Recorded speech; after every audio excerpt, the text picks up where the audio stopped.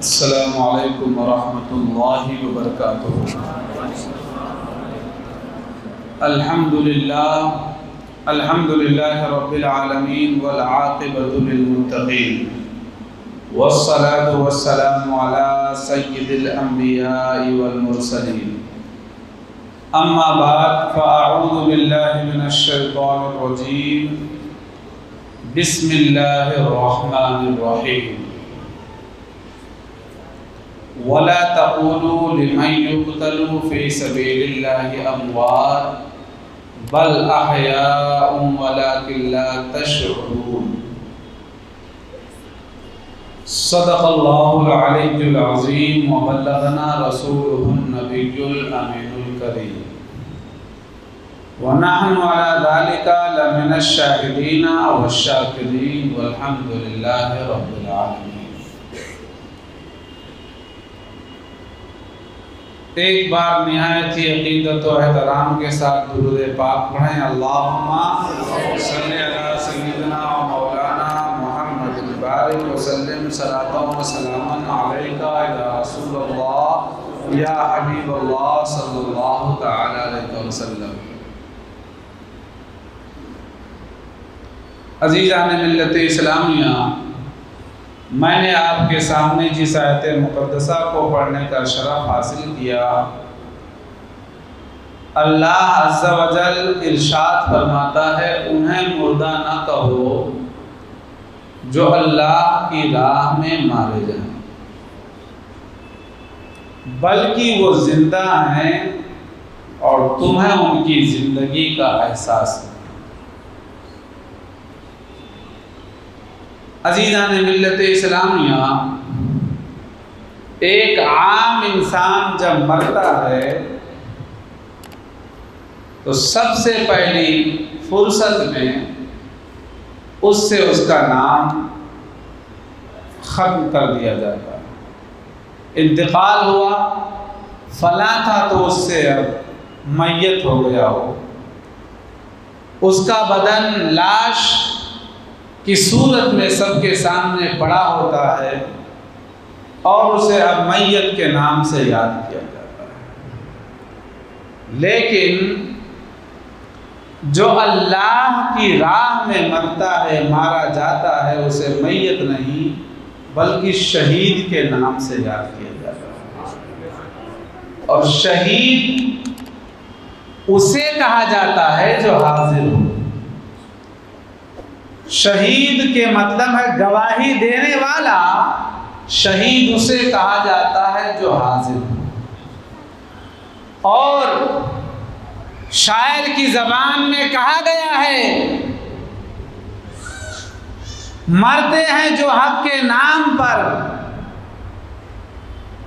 اللہ تبارک و تعالیٰ کے نام پر جو مرتا ہے، اللہ تبارک و تعالیٰ اسے زندہ جاوید کر دیتا ہے، یعنی ہمیشہ کے لیے اسے زندگی عطا فرماتا ہے۔ آپ حال ہی میں جو لوگ شہید ہوئے ان کے بارے میں آپ سن لیں۔ معاشرتی طور پر، دنیاوی طور پر اگر کہا جائے تو سماج میں ان کا کوئی بہت بلند مقام اور مرتبہ نہیں تھا، ایک عام سی زندگی گزارا کرتے تھے وہ، لیکن جب حق کے نام پر مارے گئے تو اللہ تبارک و تعالیٰ نے تمام ایمان والوں کے دلوں میں ان کی محبت کو پیدا کیا۔ انگریز حکومت کے دور میں عبد القیوم شہید کا کیا معاملہ تھا؟ جب گستاخ نے گستاخی کیا، شہر میں جج کے سامنے جس دن فیصلہ ہونا تھا گستاخ کے بارے میں، تمام مسلمان جوق در جوق شہر کی طرف جا رہے ہیں۔ عبد القیوم کا کاروبار تھا تانگا چلانا، انہوں نے حیرت سے کہا کہ کیا جمعہ آ گیا؟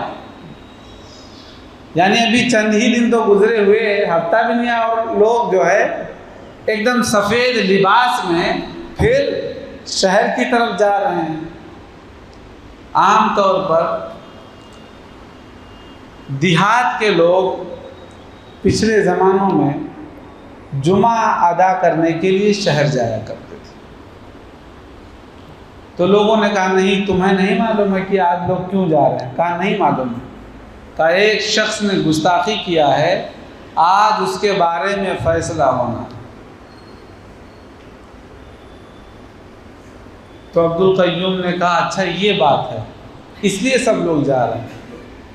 خیر، تفصیل میں نہ جا کر کے یہ کہ انہوں نے اپنا ٹانگا گھر کھڑا کیا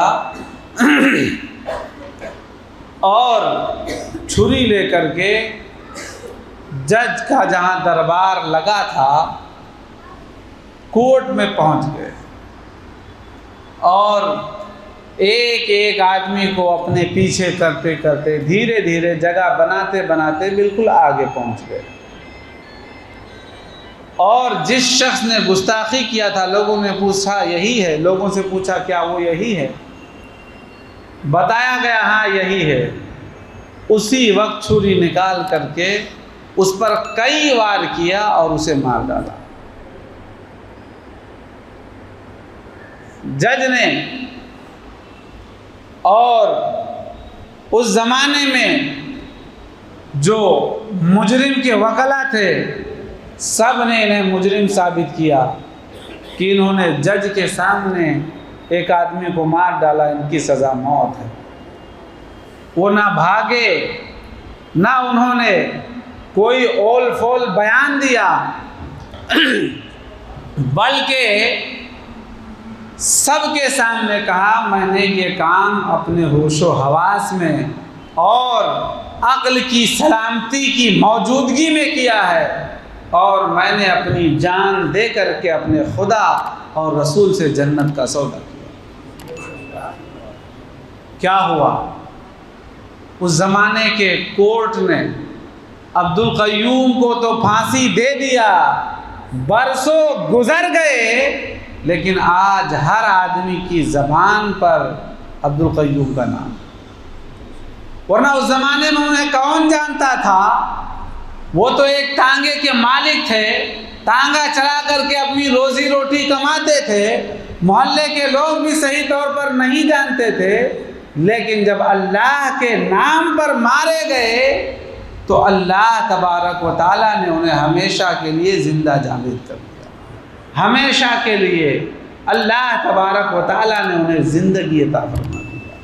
تو ارشاد فرمایا گیا جو اللہ کی راہ میں مارے جائیں انہیں مردار نہ کریں۔ یہ تو عام شہداء کی بات ہے۔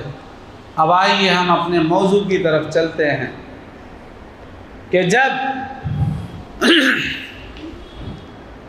یزید خلیفہ بن گیا، عنان حکومت اس نے سنبھال لیا، اور امام حسین رضی اللہ تعالی عنہ سے بیعت طلب کیا، تو آپ مدینہ طیبہ کے احترام کے پیش نظر اور گرفتار نہ ہو جاؤں اس کے پیش نظر مکۃ المکرمہ چلے گئے۔ عزیزان ملت اسلامیہ، مکۃ المکرمہ میں آپ پہنچے تو لوگ نواز رسول سمجھ کے زیارت کے لیے آتے، برکات حاصل کرتے۔ آپ وہاں ٹھہرے رہے۔ کوفہ والوں کو جب پتہ چلا کہ امام حسین رضی اللہ تعالی عنہ نے بیعت کرنے سے انکار کر دیا کہ یزید فاسق و فاجر ہے، اس کی بیعت نہیں کروں گا، تو سارے کوفی ایک شخص جس کا نام تاریخ میں سلیمان ابن سرد ہے اس کے مکان میں جمع ہوئے، میٹنگ کیا۔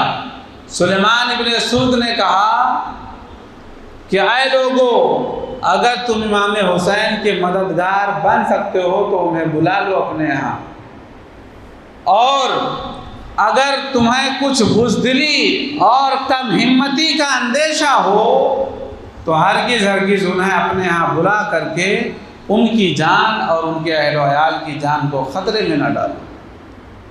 سب نے بیک زبان کہا کہ ہم ان پر اپنی جانیں نچھاور کر دیں گے، اپنا تن من دھن سب قربان کر دیں گے، اور یزید فاسق و فاجر ہے۔ اب امام پاک نے جب بیعت سے انکار کر دیا تو ہم بھی بیعت نہیں کریں گے اور امام پاک کو اپنے ہاں بلا لیں۔ اس وقت تقریباً 50 کے اوپر خط لکھے گئے، اور عبداللہ ابن سبع اور عبداللہ ابن دال 2 شخصوں کے ہاتھ سے خط حضرت امام پاک رضی اللہ تعالی عنہ کی بارگاہ میں مکہ المکرمہ بھیجے گئے۔ خط پہنچا، یہ خط پہنچا تھا، اس کے کچھ دنوں کے بعد پھر اور کئی لوگوں نے خط بھیجا، اور ہر خط پر کئی لوگوں کے دستخط موجود تھے۔ پھر کچھ دنوں کے بعد میں اور کئی خط بھیجے گئے، غزے کے چند ہی دنوں کے اندر 3 مرتبہ کئی خط بھیجے گئے۔ امام پاک رضی اللہ تعالی عنہ کو صحابہ نے مشورہ دیا کہ وہی کوفہ ہے جہاں کے لوگوں نے آپ کے والد ماجد حضرت علی سے دھوکہ کیا، وہی کوفہ ہے جہاں کے لوگوں نے آپ کے بھائی امام حسن سے دھوکہ کیا، آپ ہرگز وہاں نہ جائیں۔ کوفہ کے بارے میں بتا دوں کہ کوفہ شہر کا قیام اس وقت ہوا جب فاتح ایران حضرت سعد بن وقاص رضی اللہ تعالی عنہ نے جو ہے مدائن کو فتح کر لیا، جو ایران کا دارالسلطنت تھا، جو ایران کا کیپٹل تھا، اسے آپ نے جب فتح کر لیا تو صحابہ اور مسلمان لشکری جو عرب تھے جو ہے مدائن کے اندر ٹھہر گئے، تو وہاں کی آب و ہوا انہیں راس نہیں آئی اور بیمار ہونے لگے۔ تو حضرت سعد بن وقاص رضی اللہ تعالی عنہ نے حکم دیا کہ کوئی ایسی زمین تلاش کرو جو عربوں کے لیے موافق ہو اور مدائن سے نزدیک ہو، تاکہ ہم وہاں رہ کر کے بیمار بھی نہ ہوں اور ان شہروں پر نظر بھی رکھ سکیں، یہاں پر اسلامی بالادستی بھی قائم رکھ سکیں۔ تو یہ جگہ تلاش کی گئی۔ حضرت سعد بن وقاص رضی اللہ تعالی عنہ کے حکم سے یہ شہر آباد ہوا اور آپ لشکر کے ساتھ اس شہر میں مقیم ہوئے۔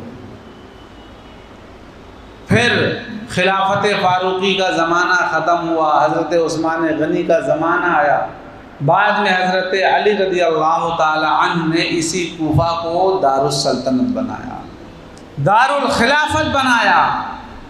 تو یہ کوفہ حضرت عمر رضی اللہ تعالی عنہ کی زمانے خلافت میں آباد ہوا تھا، حضرت سعد بن وقاص رضی اللہ تعالی عنہ کے حکم سے آباد ہوا تھا۔ تو عزیزان ملت اسلامیہ، اس کوفہ شہر کے بارے میں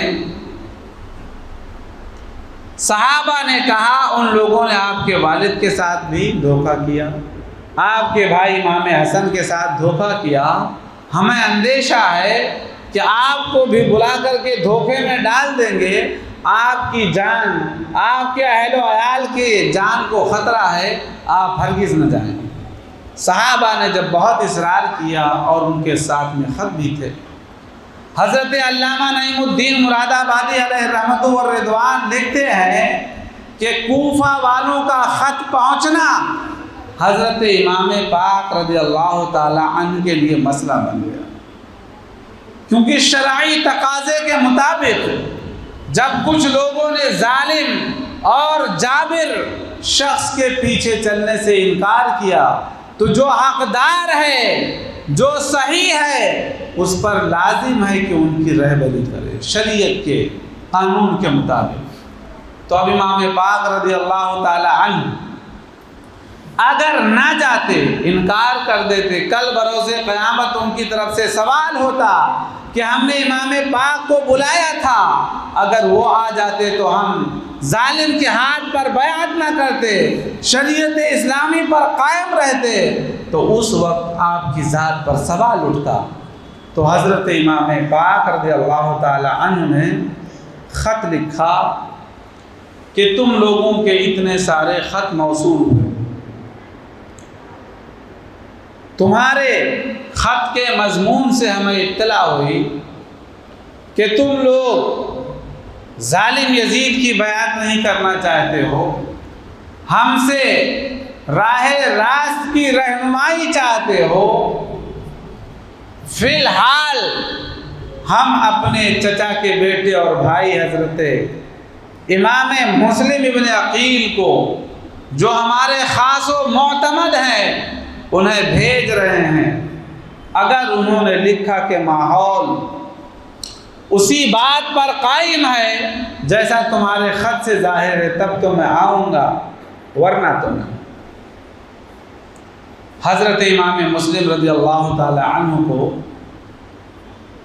آپ نے بلایا، تو اس سفر میں امام مسلم کے دو چہیتے صاحبزادے تھے، محمد اور ابراہیم، ان دونوں حضرات کو بھی حضرت امام مسلم رضی اللہ تعالی عنہ نے اپنے ساتھ لے لیا۔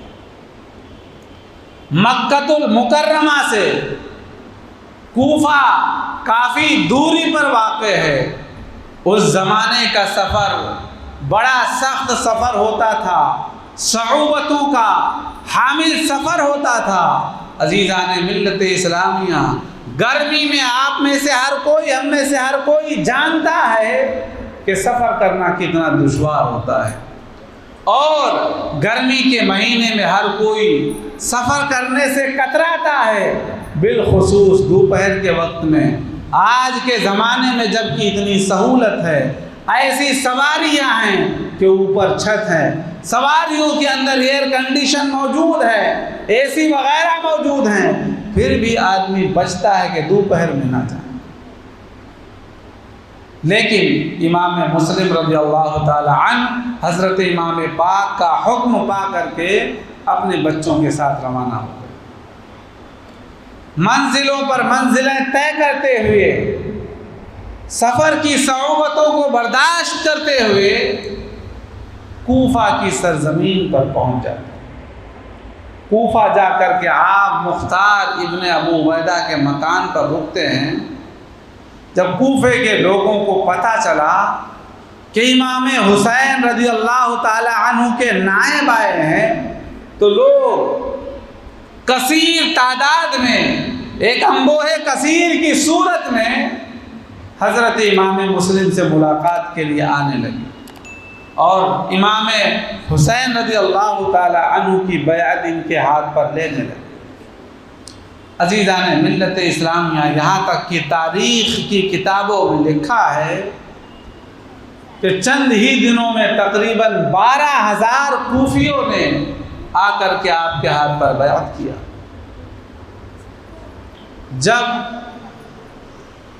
کوفہ کے جو گورنر تھے وہ صحابی رسول تھے، حضرت نعمان ابن بشیر رضی اللہ تعالی، ان کو پتہ چلا کہ لوگوں نے امام مسلم کو بلا لیا، ان کے ہاتھ پر بیعت کر رہے ہیں، یزید کا انکار کر رہے ہیں، تو منبر پر کھڑے ہوئے اور خطبہ دیا اور ارشاد فرمایا کہ اے لوگو، یہ بیعت یزید کی مرضی کے خلاف ہے، اگر اسے معلوم ہوگا تو بڑا سخت فتنہ برپا ہوگا، اس سے باز آ جاؤ۔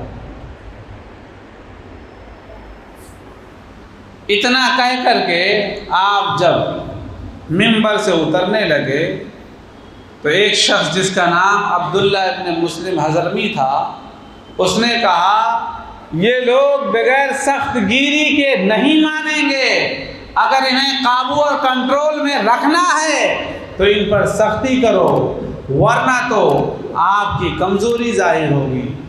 آپ نے ارشاد فرمایا میں اللہ کے فرما برداروں میں ہوں اور دنیا میں مجھے کمزور سمجھا جائے، میں اس بات کو بہتر سمجھتا ہوں کہ میں نافرمانوں میں لکھا جاؤں، مجھے یہاں پر طاقتور اور عزت والا سمجھا جائے۔ مجھے یہاں پر کمتری اگر دکھائی جائے گی تو مجھے منظور ہے، لیکن میں ان حضرات پر ہرگز ظلم و زیادتی سے ہرگز کام نہیں۔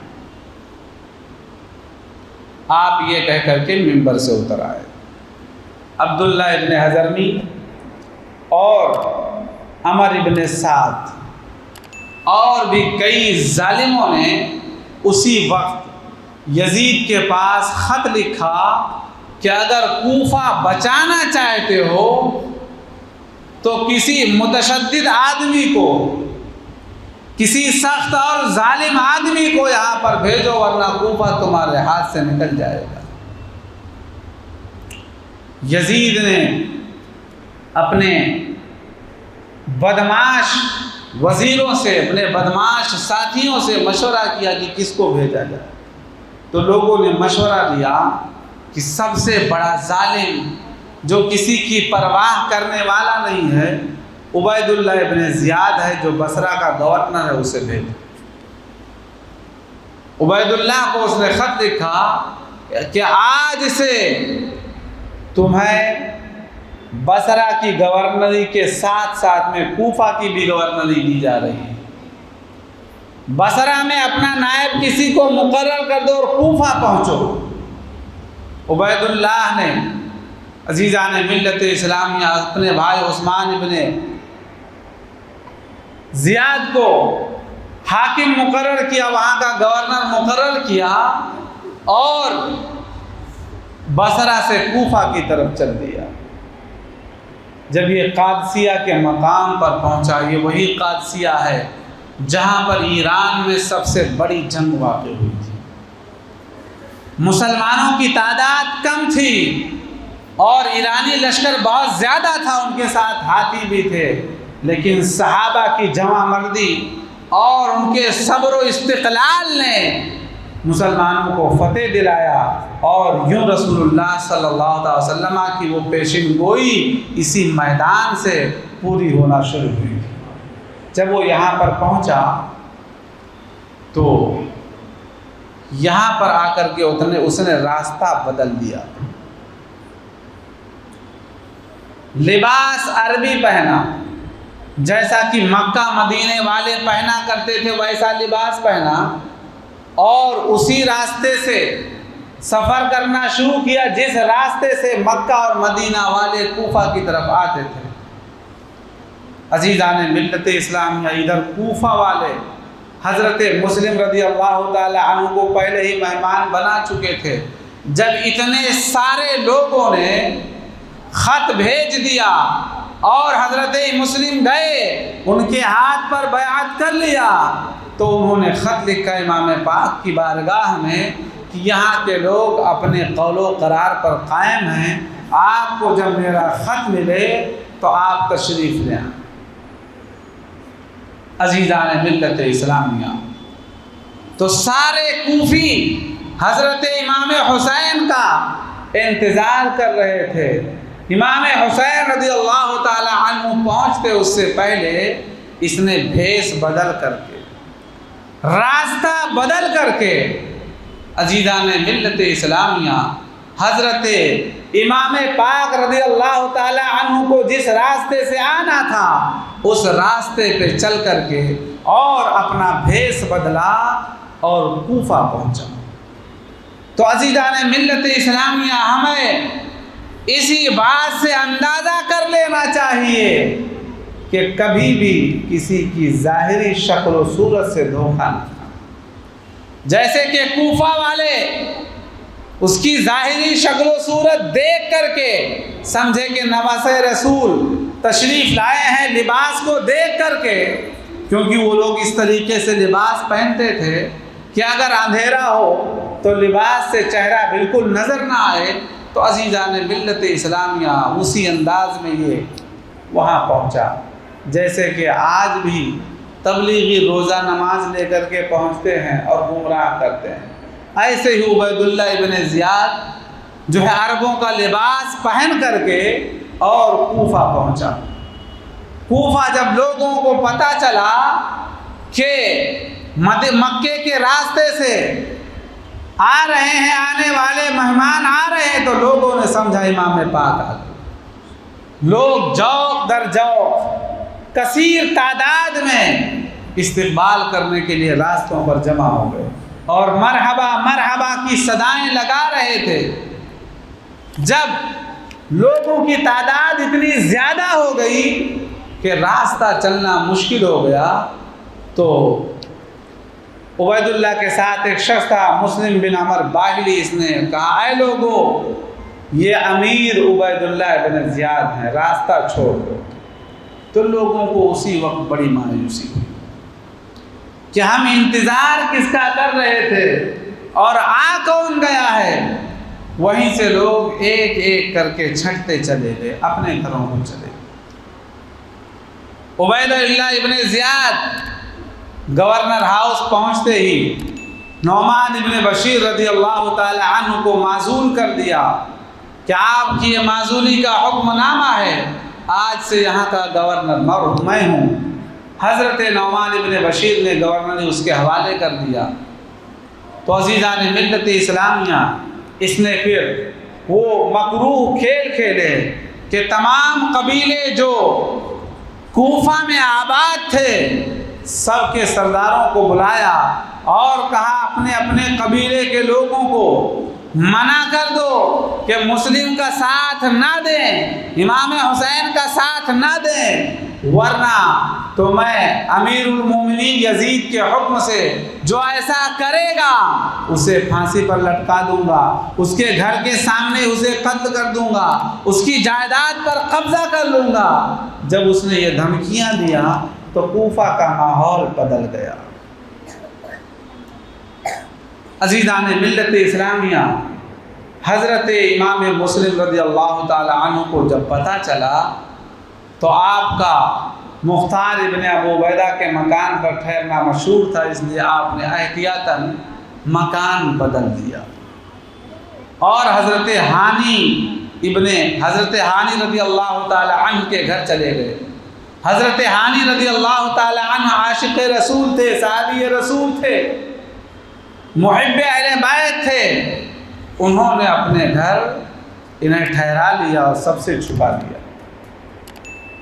عزیزان ملت اسلامیہ، ادھر عبید اللہ ابن زیاد زیادتیوں پہ زیادتیاں کرتے چلا جا رہا ہے، یہاں تک کہ اس نے تمام قبیلے کے بڑے بڑے سرداروں کو گورنر ہاؤس میں بلا کر کے یرغمال بنا لیا، قید کر لیا کہ اگر تم لوگوں کے قبیلے کے لوگوں نے امام مسلم کا ساتھ دیا تو تمہارے سروں کو قلم کر دیا جائے گا۔ عزیزان ملت اسلامیہ، اور پھر تمام کے تمام لوگ یکے بعد دیگرے حضرت امام مسلم رضی اللہ تعالی عنہ سے ملنے سے بچنے لگے۔ ادھر عبید اللہ نے کہا ان کو تلاش کیا جائے، لیکن تلاش BCR کے باوجود بھی آپ نہ مل سکے تو اس نے اپنے غلام جس کا نام معقل تھا 3000 دینار دیا اور کہا کیسے بھی کر کے انہیں تلاش کرو۔ یہ ظالم سیدھے جامع مسجد پہنچا اور مغرب کی نماز کا وقت تھا، وہیں پر نماز ادا کیا اور ایک ایک لوگوں کو، ایک ایک فرد کو، ایک ایک آدمی کو بغور دیکھتا رہا کہ کون ایسا آدمی ملے گا جس کے ذریعے سے مجھے معلوم ہو۔ آخر جب سب لوگ ایک ایک کر کے نکل گئے تو ایک شخص جن کا نام تاریخ میں درج ہے، حضرت مسلم ابن اوسجہ اسدی رضی اللہ تعالی عنہ، یہ مسجد میں دیر تک نماز پڑھ رہے تھے۔ جب نماز سے فارغ ہوئے تو یہ قریب گیا اور کہا میں ملک شام کا رہنے والا ہوں محب اہل بیت ہوں، یہ 3000 دینار لایا ہوں کہ حضرت مسلم رضی اللہ تعالی عنہ جو خاندان اہل بیت سے ہیں، مجھے پتہ چلا کہ وہ یہاں پر آئے ہوئے ہیں، تو میں ان کی خدمت میں جانا چاہتا ہوں، لیکن مجھے پتہ نہیں کہ وہ کہاں ٹھہرے ہوئے۔ تو حضرت مسلم نے کہا آخر مسجد میں تو اور بھی بہت سارے لوگ ہیں، تم مجھے سے کیوں یہ بات پوچھ رہے ہو؟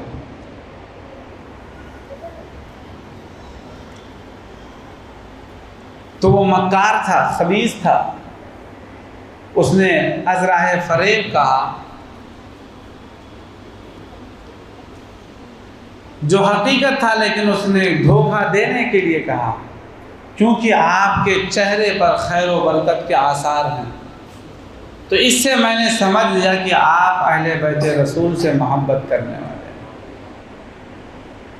حضرت مسلم بن اوسجہ رضی اللہ تعالی عنہ اس کی بات میں آ گئے اور کہا تم نے صحیح سمجھا ہے۔ اس کی دھوکہ دھڑی کو نہ سمجھ سکے اور اسے لے کر کے حضرت امام مسلم رضی اللہ تعالی عنہ کے پاس پہنچے۔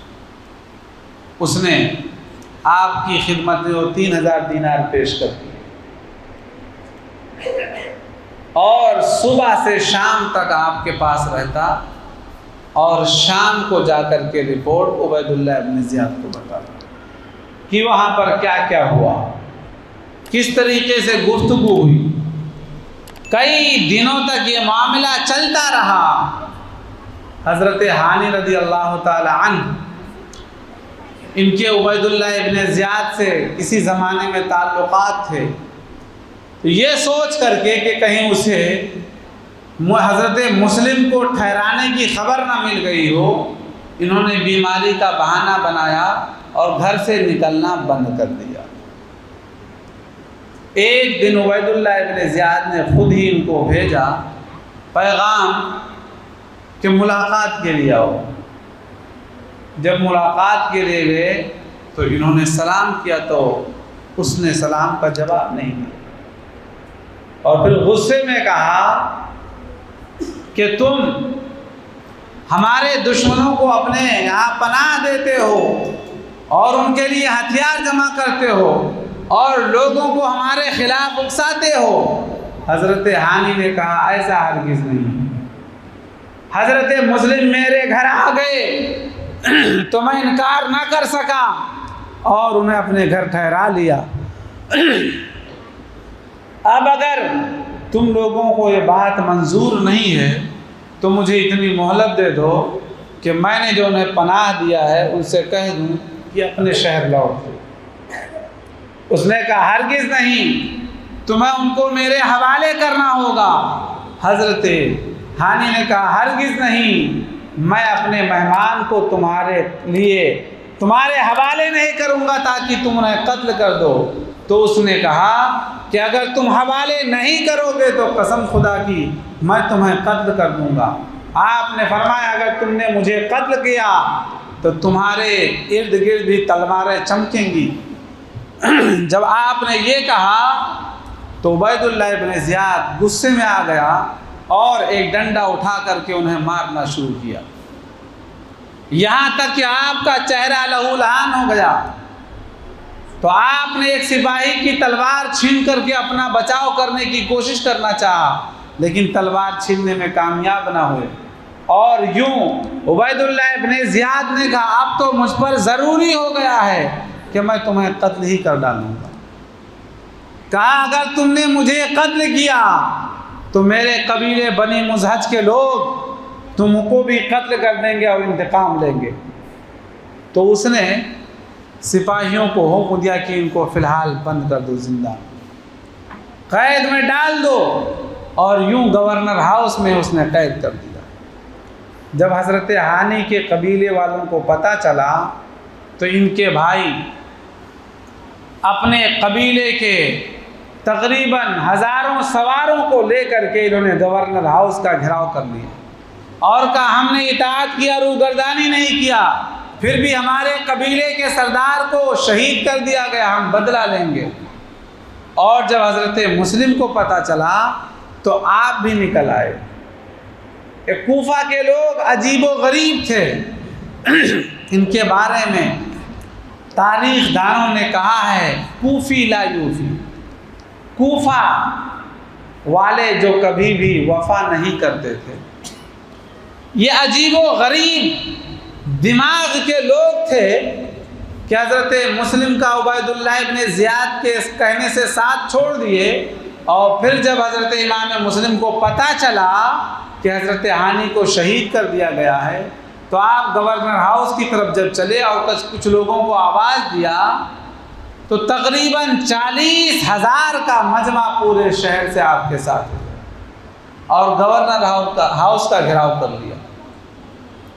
اس وقت منظر تو ایسا بن گیا تھا کہ اگر حملہ کر دیتے تو عبید اللہ ابن زیاد اور سارے یزیدی مارے جاتے، لیکن اللہ کو تو کچھ اور ہی منظور تھا. حضرت امام مسلم رضی اللہ تعالیٰ عنہ نے حملے میں پہل نہیں کیا، حضرت ہانی کو حوالے کرنے کی بات کیا.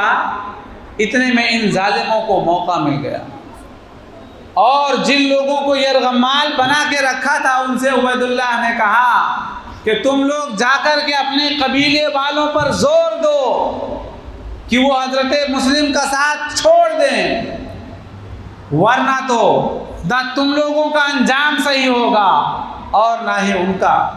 وہ لوگ گورنر ہاؤس کی چھت پر آئے اور کہا ہے لوگوں اگر تم مسلم کا ساتھ نہیں چھوڑو گے، یہی وہ ظالمین ہیں جو آج ساتھ چھوڑنے کے لیے کہہ رہے ہیں.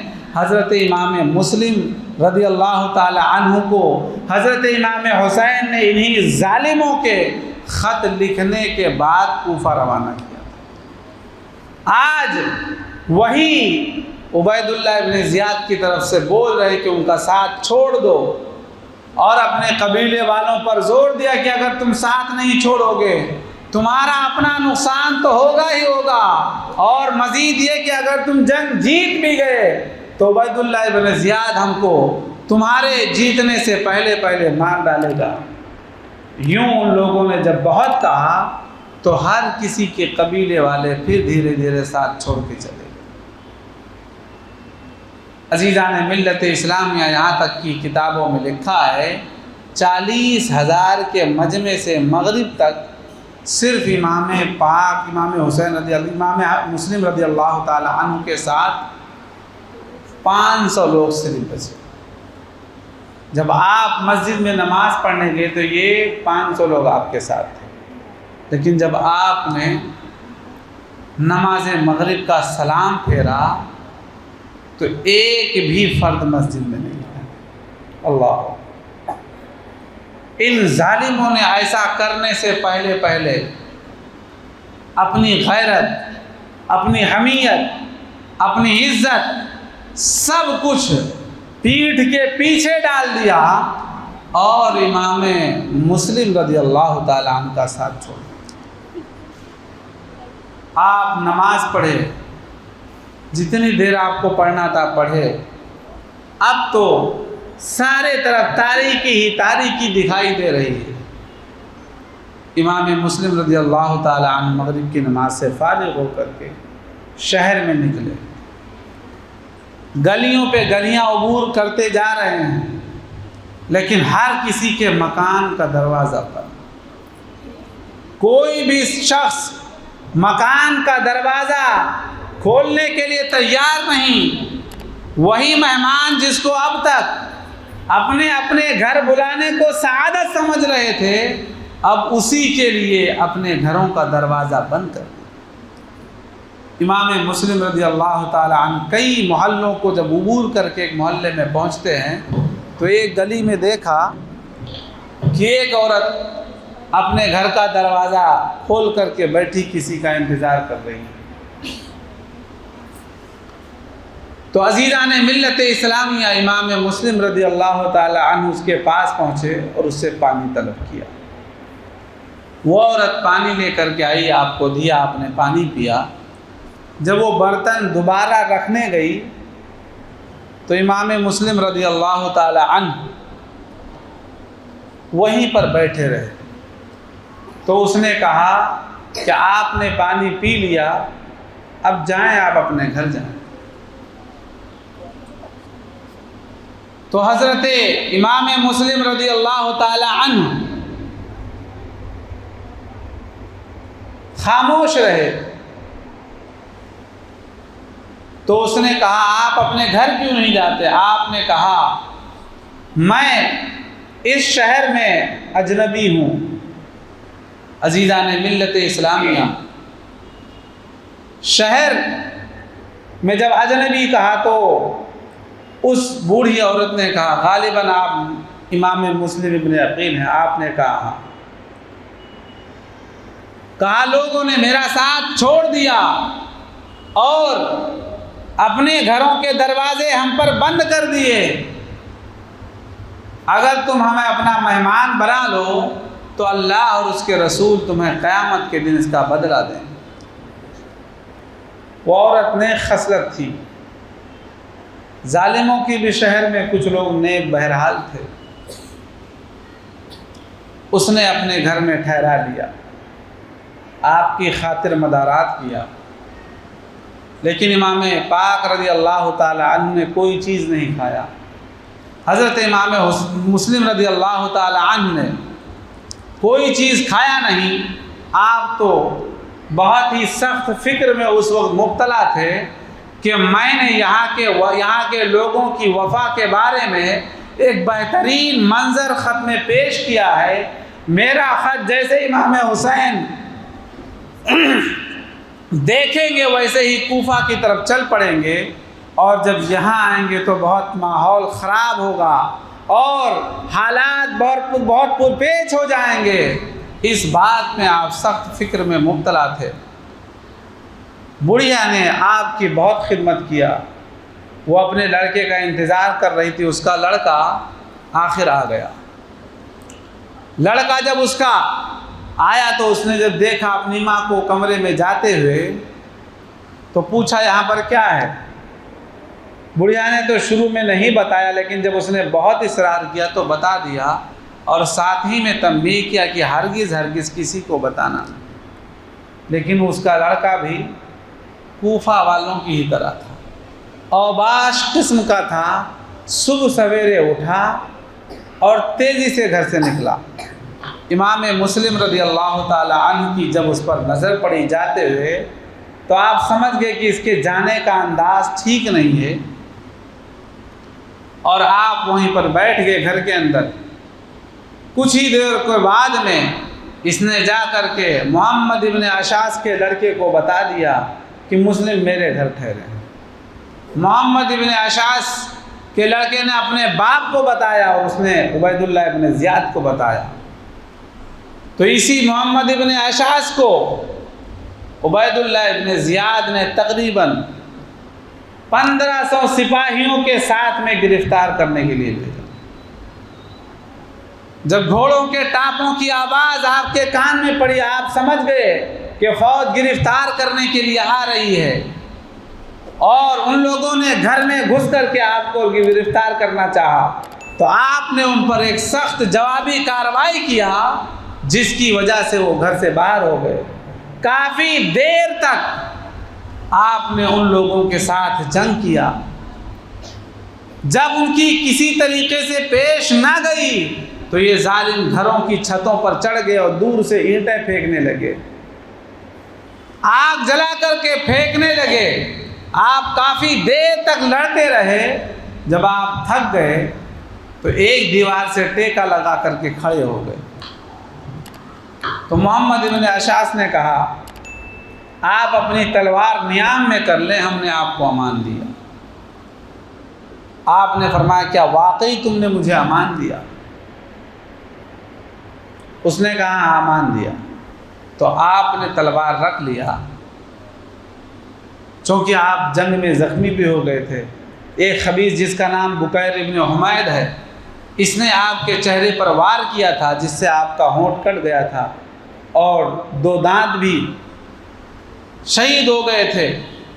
پھر ان لوگوں نے آپ کو سواری پر بٹھایا اور جب کچھ دور چلے تو ان ظالموں نے چپکے سے آپ کی تلوار آپ کے میان سے کھینچ لیا جب تلوار ان لوگوں نے لے لیا دھوکے سے تو امام مسلم رضی اللہ تعالی عنہ نے انا للہ پڑھا اور اس وقت آپ کی آنکھوں سے آنسو جاری ہوئے۔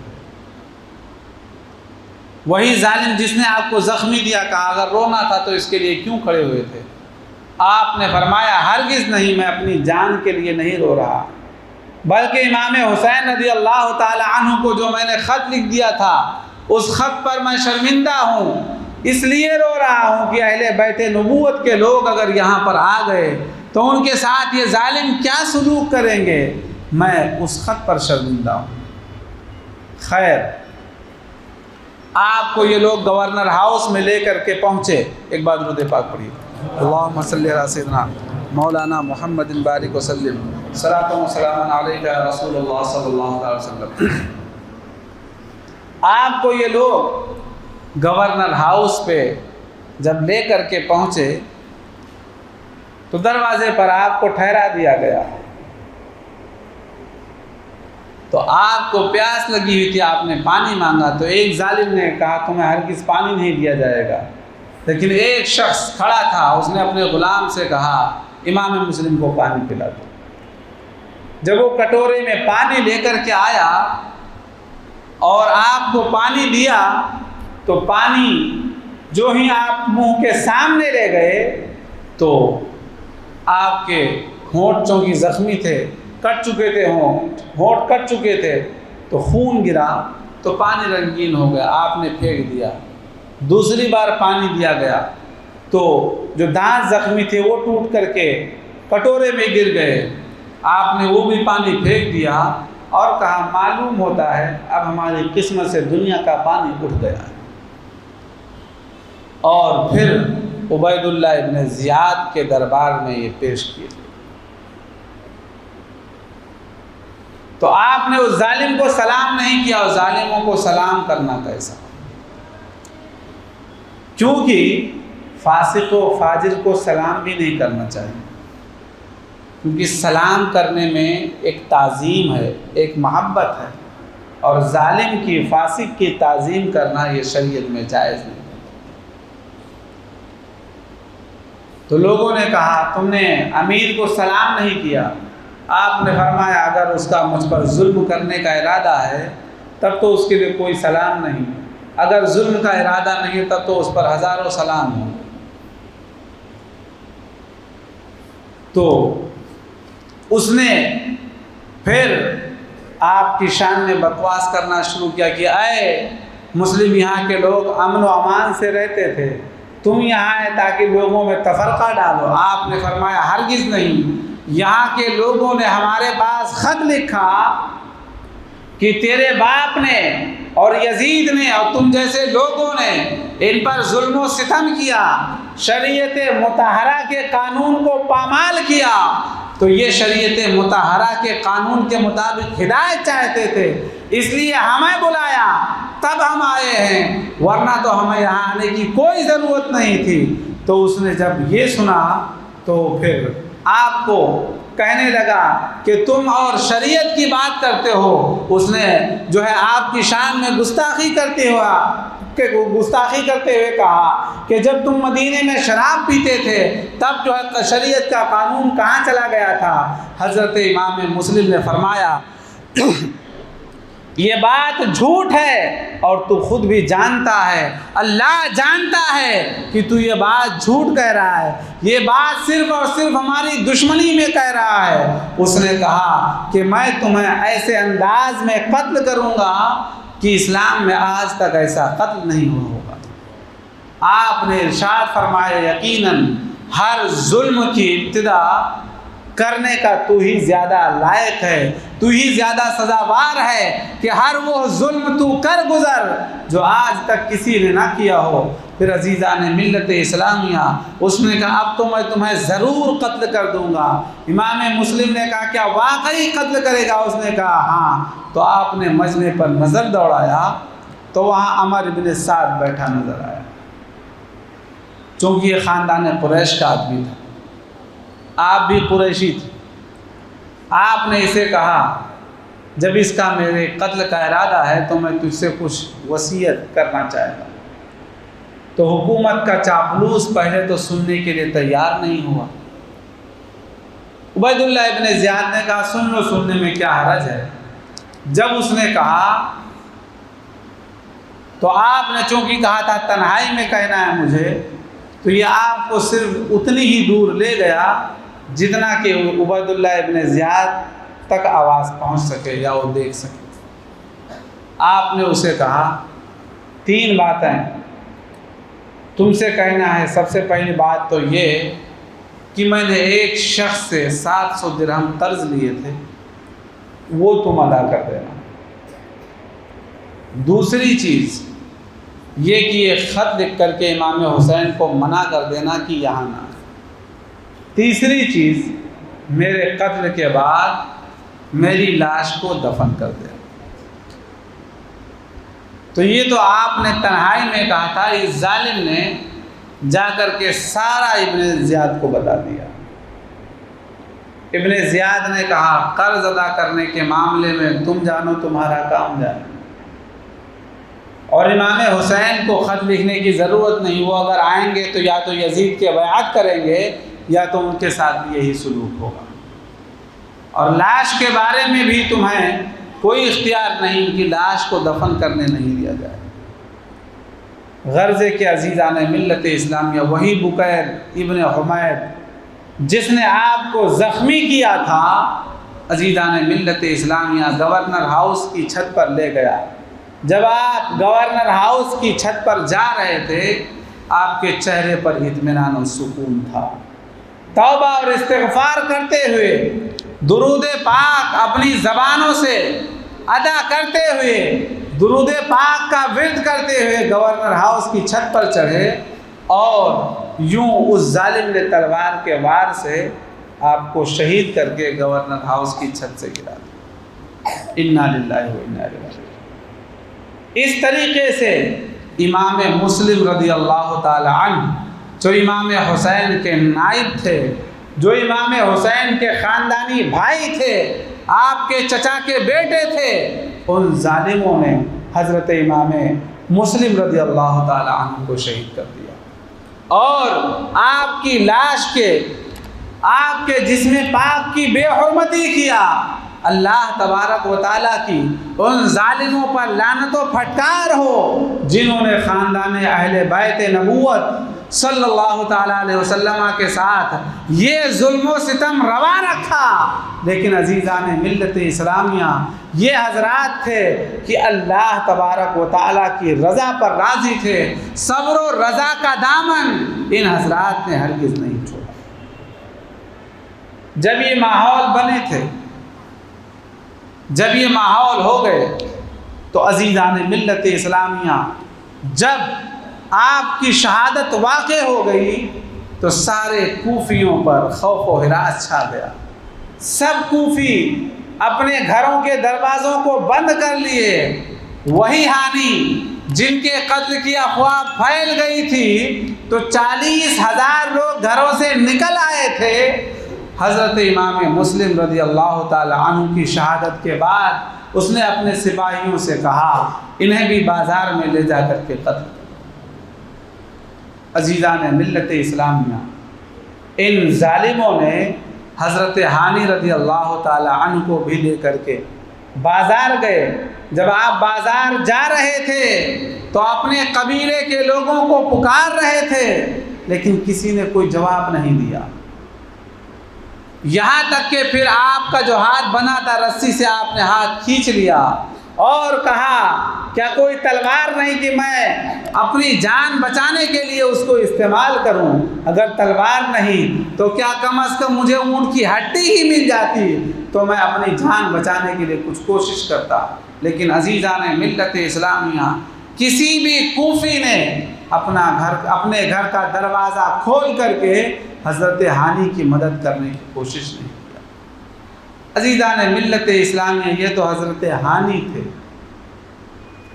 جب ان لوگوں نے اہل نبوت کے چشم و چراغ حضرت امام مسلم کا کوئی سہارا نہ بنے، ان کی کوئی مدد نہیں کیا اور ظلم و ستم کرتے ہوئے انہیں قتل کر ڈالا، شہید کر ڈالا، تو حضرت ہانی کے لیے کب رعایت کرتے؟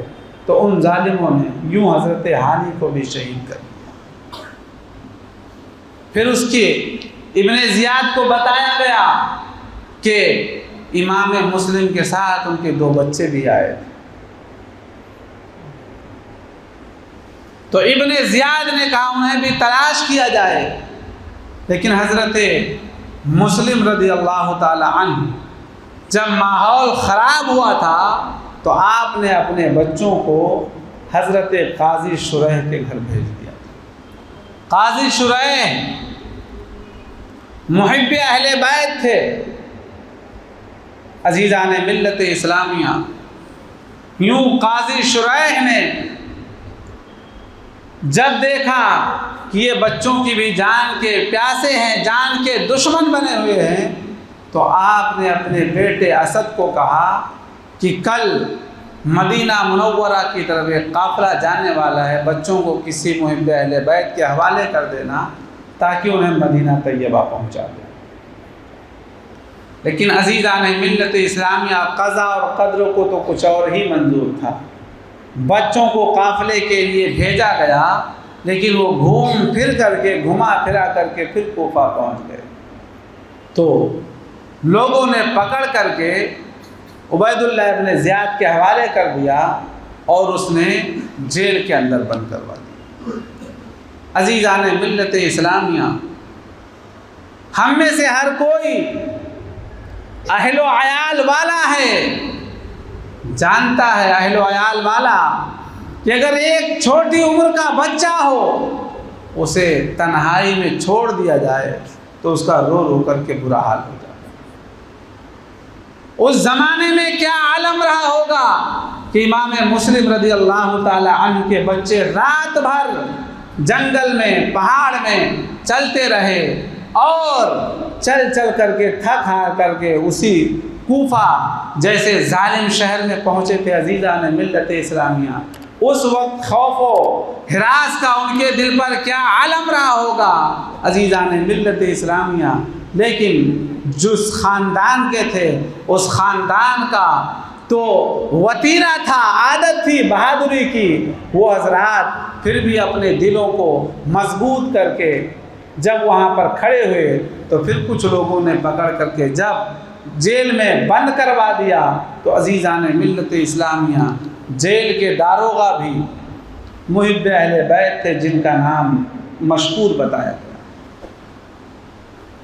انہوں نے رات کی تاریکی میں جیل خانے سے حضرت مسلم کے بچوں کو نکالا اور اپنے ہاتھ سے انگوٹھی نکال کے دیا، راستہ بتایا کہ یہ شہر قادسیہ کی طرف جا رہا ہے، یہ راستہ قادسیہ شہر کی طرف جا رہا ہے، اسے تم اس راستے کو ہرگز نہیں چھوڑنا، وہاں کا داروغہ میرا بھائی ہے، اسے جا کر کے میری انگوٹھی دکھانا تو وہ تمہیں مدینہ طیبہ پہنچا دے گا۔ عزیزان ملت اسلامیہ، لیکن یہ بچے پھر چل پھر کر کے واپس کوفہ ہی پہنچے۔ ادھر جب ابن زیاد کو پتہ چلا کہ مشکور نے بچوں کو چھوڑ دیا ہے تو انہیں بلایا اور کہا کیا تم مجھ سے ڈرا نہیں اور بچوں کو چھوڑ دیا؟ انہوں نے کہا میرے دل میں خوف خدا ہے اور اپنے نبی صلی اللہ تعالیٰ علیہ وسلم سے شر موجود ہے، اسی کے پیش نظر میں نے اللہ اور اس کے رسول کی رضا حاصل کرنے کے لیے میں نے چھوڑ دیا۔ تو کہا تجھے چھوڑ کر کے کیا ملا؟ تو حضرت مشکور نے کہا بچوں کو آزاد کر کے میں اللہ سے امید کرتا ہوں کہ کل بروز قیامت اللہ تعالیٰ مجھے اپنے نبی کی شفاعت عطا فرمائے، اور چونکہ تو نے حضرت مسلم کو شہید کیا ہے تو کل بروز قیامت تو شفاعت رسول سے محروم ہو جائے۔ جب آپ نے اس کو اتنی کڑوی بات کہا تو غصے میں آ گیا اور کہا اسے اتنے کوڑے مارے جائیں کہ یہ مر جائے۔ تو عزیزان ملت اسلامیہ، ظالموں نے جب کوڑے مارنے شروع کیے، کتابوں میں لکھا ہے کہ آپ نے کہا پہلے کوڑے پر بسم اللہ الرحمن الرحیم، دوسرے پر کہا اے میرے مولا یہ کوڑے مجھ پر اس لیے برسائے جا رہے ہیں کہ میں محب اہل بیت ہوں۔ تیسرے پر کہا اے مولا مجھے صبر عطا فرما، اور پھر کہا کہ مجھے اہل بیت نبوت سے ملا دے۔ یہاں تک کہ ان ظالموں نے آپ کو کوڑے مار مار کر کے اتنے کوڑے مارے کہ آپ بے ہوش ہو گئے، اور اسی بے ہوشی کے عالم میں آپ کے سر کو ان لوگوں نے تن سے جدا کر دیا۔ یوں جس کے دل میں اہل نبوت کا درد تھا، اہل نبوت کے خاندان کا، تمام خاندان نبوت کا کی جو محبت تھی، اور جس نے بھی محبت کا اظہار کیا، ان ظالموں نے اسے شہید کر دیا۔ عزیزان ملت اسلامیہ، یوں حضرت جو ہے داروغہ مشکور بھی شہید کر دیے گئے، اور ادھر بچے پھر جو ہے جب شہر کوفہ پہنچے تو ایک باندی نے انہیں دیکھ لیا ایک جگہ پر چھپے ہوئے، تو وہ اپنے مالکن کے پاس لے کر کے چلی گئی۔ آگے کا واقعہ انشاءاللہ آپ کل سماعت کریں گے، لیکن عزیزان ملت اسلامیہ ان واقعات میں ہمارے لیے جو سبق پوشیدہ ہے وہ یہی کہ اگر دین کے لیے کبھی کوئی مصیبت آ جائے تو انسان کو صبر کرنا چاہیے، صبر کرنا چاہیے، جیسا کہ اللہ کے رسول صلی اللہ تعالیٰ علیہ وسلم کے گھرانے والوں نے صبر کا مظاہرہ کیا۔ ہم جانتے ہیں کہ ہمارے اندر اتنی طاقت و قوت نہیں، لیکن پھر بھی ہم ان کے نقش قدم پر چلنے کی کوشش تو کر سکتے ہیں۔ عزیزان ملت اسلامیہ، جس طریقے سے اہل بیت نبوت کے لوگوں نے ایک ایک فرد نے اپنی جان کا نذرانہ اس لیے پیش کیا کہ شریعت مطہرہ کے قانون میں مداہنت نہ ہو، اور رسول پاک صلی اللہ تعالی وسلم کا یہ لایا ہوا دین امت کے آخری فرد تک اپنی اصلی حالت میں پہنچ جائے، اس لیے ان حضرات نے اپنی جانوں کا نذرانہ پیش کیا۔ تو اب ہماری ذمہ داری بنتی ہے کہ ہم ان کے پیغام کو اپنے سینے سے لگائیں، اور دین مدین کے قوانین کو سیکھ کر کے اس پر عمل کرنے کی کوشش کریں، تاکہ کربلا والوں کا جو پیغام تھا وہ ہمارے ذریعے اور آگے تک پہنچے۔ تو عزیزان ملت اسلامیہ، واقعات کربلا میں ہم سب کے لیے یہی پیغام ہے کہ ہم شریعت کے قانون پر عمل کر کے اور اللہ تبارک و تعالیٰ کی اور اس کے رسول کی خوشنودی حاصل کرنے کی کوشش کریں۔ اللہ کی بارگاہ میں دعا ہے کہ اللہ تعالیٰ ہمیں آپ کو سب کو اہل بیت نبوت کے غلاموں میں شامل فرمائے، اور امام باقر رضی اللہ تعالیٰ عنہ کے فیضان و برکات نصیب فرمائے۔ وما علینا الا البلاغ۔ کھڑے کو صلاۃ والسلام۔